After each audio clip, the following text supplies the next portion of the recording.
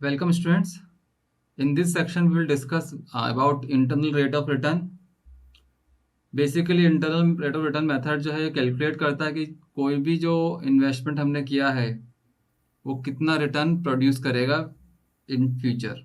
Usually the internal rate of return method expresses each investment alternatively in the terms of rate of return which is in the form of compound interest rate.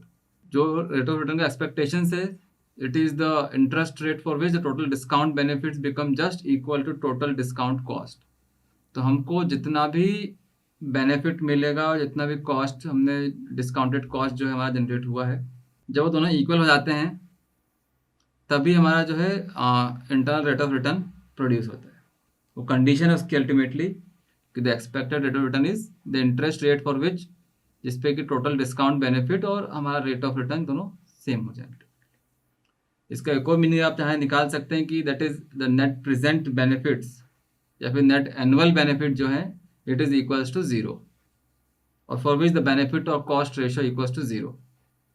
तो जब भी हमारा जो expenses हैं और जो हमारी earning है वो बराबर हो जाएगी, वी एक्सपेक्ट कि जो उस पॉइंट पे इंटरेस्ट रेट है that is our rate of return, internal rate of return. उस पॉइंट पे हम लोग जो हमारे बेनिफिट्स हैं वो ऑलमोस्ट साल भर के जो नेट बेनिफिट है वो जीरो हो जाएंगे. Okay. So the criteria for selection among various alternative is choose to investment जिसका सबसे हाई रेट ऑफ रिटर्न हो. जिसका सबसे हाई रेट ऑफ रिटर्न रहेगा अल्टीमेटली वो सबसे अच्छा अल्टरनेटिव रहेगा हमारे लिए चूज करने के लिए फॉर इन्वेस्टमेंट. वो प्रोजेक्ट हमारे लिए बेस्ट रहेगा. Okay. So always it is required कि रेट ऑफ रिटर्न हमेशा हाई रहे ultimately. It is usually calculated by trial and error method. उसके थ्रू यूजुअली इसको कैलकुलेट किया जाता है. Whereby the net cash flow is computed for various discount rates until its value is reduced to zero.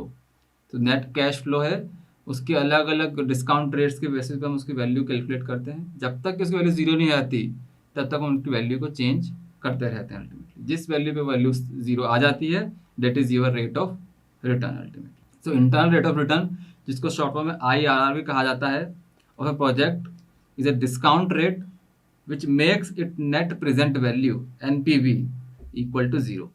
जिस पर उसकी NPV value zero आती है वो डिस्काउंट रेट हमारा ultimately internal rate of return कहलाता है. अगर हम फॉर्मूले की बात करें कि किस तरीके से इसकी वैल्यू कैलकुलेट कर सकते हैं अल्टीमेटली, तो एक बहुत सिंपल फॉर्मूला है इसका. Zero net present value zero ultimately. CF is for cash flow.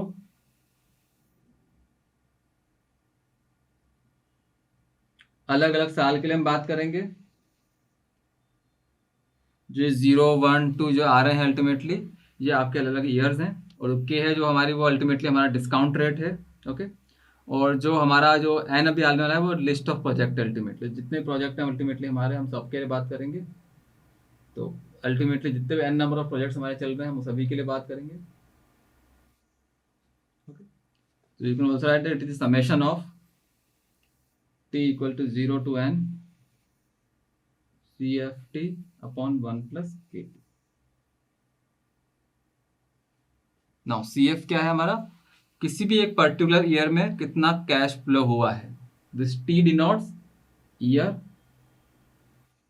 This CF denotes कितना कैश फ्लो हुआ उस पर्टिकुलर ईयर में.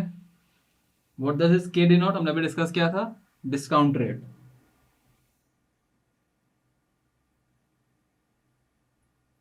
ओके. और एन क्या है, वो लाइफ ऑफ प्रोजेक्ट है, कितने साल हुए अल्टीमेटली आपकी कहानी के. तो आपका n will be that project life. तो इस फॉर्मूला का यूज कर कर हम लोग कैलकुलेट कर सकते हैं कि अल्टीमेटली हमारा डिस्काउंट रेट क्या रहेगा. उससे पुट करके इस कंडीशन से हम लोग हमारा डिस्काउंट रेट फाइंड कर सकते हैं. Now how to calculate net present value. So net present value method calculates the present value of all the yearly cash flows. जितने भी ईयरली जितने भी कैश फ्लो हुए हैं, चाहे वो कैपिटल कॉस्ट हो या नेट सेविंग्स हुई हो, इन सबको इनकर करके या अकर करके through out the life of project सबको सबमिट करता है. देन उसकी वैल्यू को वो फाइंड करने की कोशिश करता है. So net present value of project is equal to sum of present values of all cash flows associated with इट. नेट प्रेजेंट वैल्यू क्या होगी, it is equals to the sum of all present value of the cash flow associated with it. जितने भी cash flow एसेटेड हैं उस particular project से, उन सबका सम करेंगे तो आपको नेट प्रेजेंट वैल्यू मिल जाएगी। उसका फॉर्मूला सेम ही रहता है जिसको हम अभी 0 लिख रहे हैं, दैट इज एनपीवी। जब एनपीवी 0 हो जाएगा एट दैट टाइम हमको अल्टीमेटली हमारा डिस्काउंट रेट फाइंड कर सकते हैं अल्टीमेटली। अदरवाइज जो वैल्यू आपकी आएगी that will give you net present value of your project ultimately. Same cash flows consider करना है, सेम डिस्काउंट रेट हमको कंसिडर करना है।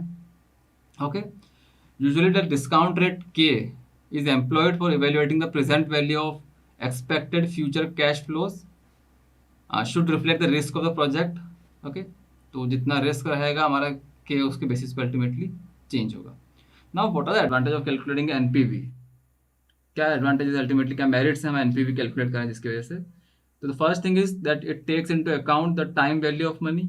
जो हमारे पिछले स्टडीज में डिस्कस किया था कि टाइम वैल्यू ऑफ मनी हम नहीं ले रहे हैं अकाउंट में, यहाँ पर हमने उस चीज़ को कवर किया है, उस ड्रॉबैक को कवर किया है ultimately. It also considers the cash flow stream in its project life, through out the life कितना कैश फ्लो रहा हमारा उस प्रोजेक्ट की वजह से, हम उसको भी कंसिडर इसमें करते हैं अल्टीमेटली। तो जो ड्रॉबैक्स पहले हमारे सिस्टम में हुआ करते थे, हमने उन सबको रिमूव करके, जो पेबैक पीरियड में प्रॉब्लम थी उनको हमने रिमूव कर हमारे जो इंटरनल रेट ऑफ रिटर्न्स और जो एनपीवी था उसको कैलकुलेट किया, ताकि हमको और बेटर पिक्चर हमारे प्रोजेक्ट के ऊपर, हमारे इन्वेस्टमेंट के ऊपर मिल सके। Thank you.